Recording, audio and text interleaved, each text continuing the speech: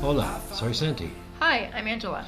Together we're realizing our dream of relocating to my homeland in the south of Spain. Along with our Australian Shepherd Levi, we want to share our passion for the Mediterranean lifestyle, where the sun shines more than 320 days a year. So if you like this video and you want to join us on our journey, hit the thumbs up and subscribe to our channel. Living La Vida Costa.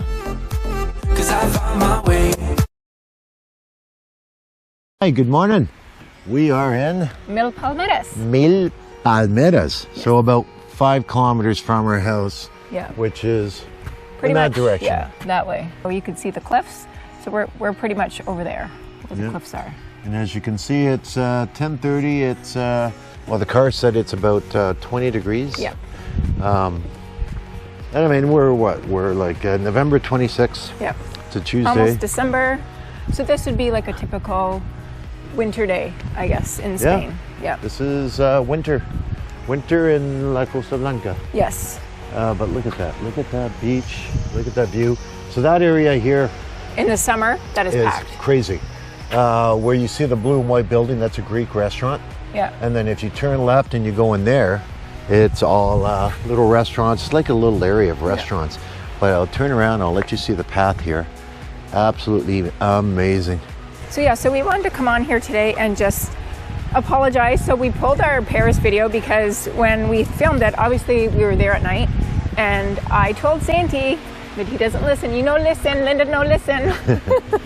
I said it was going to be too dark. He wanted to film it in front of the Arc de Triomphe, and I said, no, it's too dark. And he's like, no, it's going to be just fine. And when I did upload it and I was working on the video, it didn't look that bad. But once I had posted it, it was really dark. And then also because I have happy fingers and I like to click on the camera, I changed one of the settings to wide lens. So it made my head look like this big, which it's not a big deal. We're really happy with the quality. Yeah. But we wanted to do like a follow-up on our whole Paris fiasco and what happened, and kind of tie it into planning for retirement. When something like this happens, like an emergency, you need to plan for something like this and to have like emergency funds available, because for us it was unexpected. It's different. Right now, something like that really doesn't, I mean, Yeah. we didn't anticipate getting stuck and wasting 2 days Yes. of our 9-day trip to Spain, stuck in Paris, the Yes. cold city of love. We weren't prepared, we weren't dressed for it, and it was a little bit, it's like we're in a position right now, I'm still working, she's Yes. still working, I can do some overtime, we can make up for it, but So just to put it, like, it probably put us out about 1,500 Canadian, which to some of you might not be a lot of money. Us right now, it's like Santi said, he could do a couple of overtime shifts, whatever, we recoup some of that money. But we were talking about it, like, let's say if that happened to us when we are in full retirement, we're on a fixed income, we're on Santi's pension, because like I said before, we're coming to Spain with only one pension, with one source of income. So if that had happened to us while traveling on a pension, that would 100% hurt us. That would hurt and it us. would set us back for sure. It would be, I mean, would it break us? No. No. But it's something that we just wouldn't be able to, go, okay, well, it's an unexpected Yes. expense.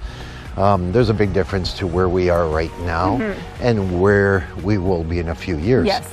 And so we don't make light of it. No. We go out, we buy a winter jacket. Yes. And Paris is not cheap. No, it's not. Not cheap at all. The city of love is the city of expenditure. Yes, exactly. And I mean, it is what it is. We wanted to make the most of our 2 days there. So, I mean, we could have stayed at the airport hotel that the airline had put us up at, and, they would have given us free meals all day long, which is fine. And I mean, we chose to go to a hotel and to pay extra money and to go downtown, whatever. But then another expense that we didn't tell you about was that when we arrived at the airport the next morning, because when we had gone to the ticket booth, she had given us our return flight for the next day, and she said 8:45. So to us, 8:45 meant 8:45 a.m. Yeah.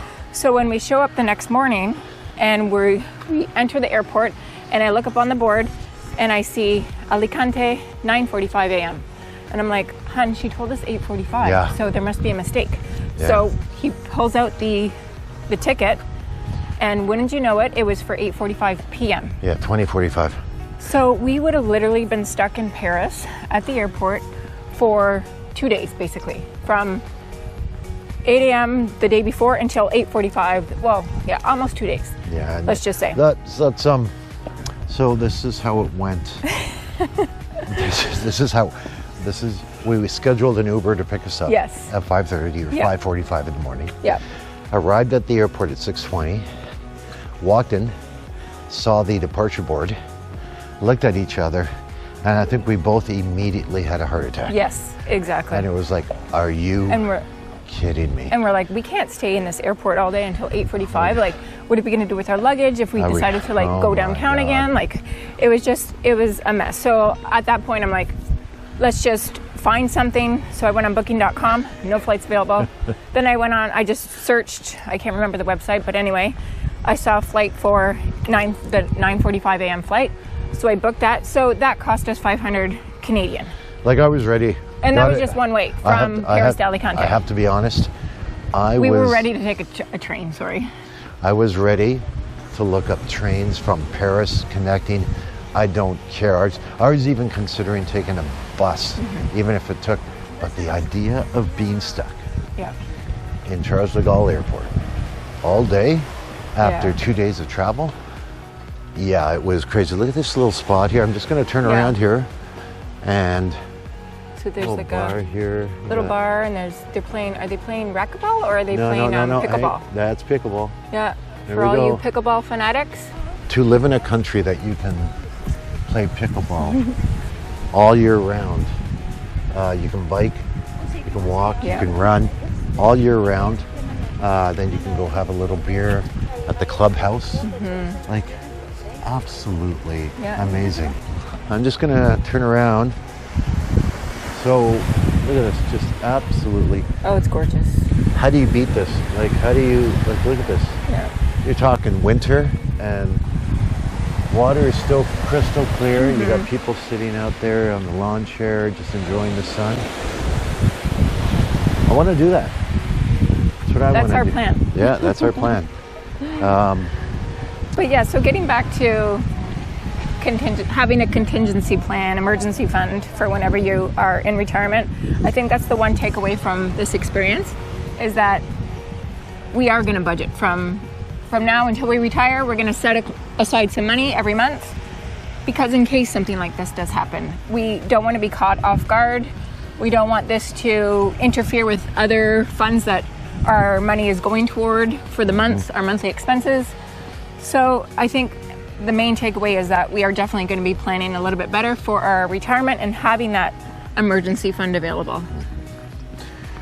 There's an area around here that is, so the Romans used to collect, no, there's actually a plaque. Can't remember where it is, but they used to come out, I think it's coming up. Yeah, it's up there. So they used to cut out the stone. And this is where they'd cut stone for their buildings. And like a historical plaque. And I mean, that's this It's area. so common. It's so to common. You're find just walking ruins around. like that. Yeah. So I think if you look, I think this is it. This is, Yeah. I'm going to turn around. If you see that in the stones where it seems cut, Well, we'll walk over there where that little pier is. I think that's the plaque Yeah. right there. Yeah. So it's called the Roman quarries, las canteras romanas. So this is where they would harvest all their rocks for their buildings. I don't know how they did it. I mean, there's a big plaque here that shows you how they did it. And Wanna they show come them? down there. It's kind of faded with like 1970s cartoons. But yeah, you can see along the edges where they cut and they would harvest rock for all their buildings. But I mean, just incredible that right here in the middle of nowhere, Yeah. you don't expect it, and you've got evidence of Roman civilization here. Yeah. Amazing. And we'll walk on. Yeah. You love history, though. Oh, I love You're history. a history buff. You know what it is? okay. You know what it is? I think it's more than just history. I think it's It's to look back and think of the people that lived here. And how they did it. And how they lived. Yeah. And here we are, you know, 2,000 years later, I'm walking around with a selfie stick. Yeah. Everybody's staring at me. We don't care. Yeah. Almost hit that guy running by with a camera. But look at how clear that water is. That water is it's beautiful. amazing. Just amazing. Aw, puppy. Not a very cute puppy. Hey. I'm sure his owner thinks he's cute. Yes. Yeah. Yes. We do miss Levi. Yeah, we do miss Levi. But there's no way we're bringing him on a 9-day trip. First of all, like we've said before in other videos, to bring Levi here, we have to go direct. Yes. Which means Montreal to Malaga. Yeah. And it is nice every now and then to land in Alicante and only have the 40-minute drive. Yes. As opposed to the 4.5-hour drive after a day traveling. Oh, it didn't really work out this time. Oh no, because that's our a whole other story. Convenient flight turned into a 2-day fiasco. The past few times that we've traveled have turned into a nightmare, and it's made You wanna walk like down the traveling. beach? Yeah, it's made travel very stressful. We've encountered a lot of problems lately. Yeah, it's. I don't know. And I was saying that about air travel. I think we were talking to some other passengers that the experience is not the same. No. It almost seems like the seats are getting smaller. Yes. Very tight, and it just seems like it's not very enjoyable. Oh, she's gonna take off. Okay. This is where, do we talk about feet now again? Please no.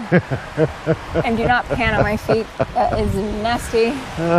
No one wants to be seeing my ugly toes. Oh my gosh, she doesn't have ugly feet. I do. Please don't show the internet my ugly toes. Look at this. Look at this. I'll let you know if the water's cold. Oh, it's gonna be, I imagine it's gonna be somewhat cold. Ooh, Cold? that is chilly. Yeah. It's refreshing though. Sorry? It is refreshing. Well, hon, you're on the Mediterranean coast in late November. Yep. Christmas decorations are going up across the city. The beach is beautiful. Chiringuito's about half full. We'll show you a little panoramic of the beach area here, what we're looking at. Yeah, no, but this area actually is really cute. Yes. It's got, it's kind of like a little, I don't know, holiday spot with all little restaurants and very cute area. No, it's super nice. People walking around, getting some sun in. Take out your frustrations. This is something like that. Like, I would definitely join that. Once we live here, this is right up my alley, right, hun? Yeah. So we're leaving the Rocky Balboa Challenge behind. We have some exciting videos coming up. And until the next one, adios amigos. Ciao. Bye.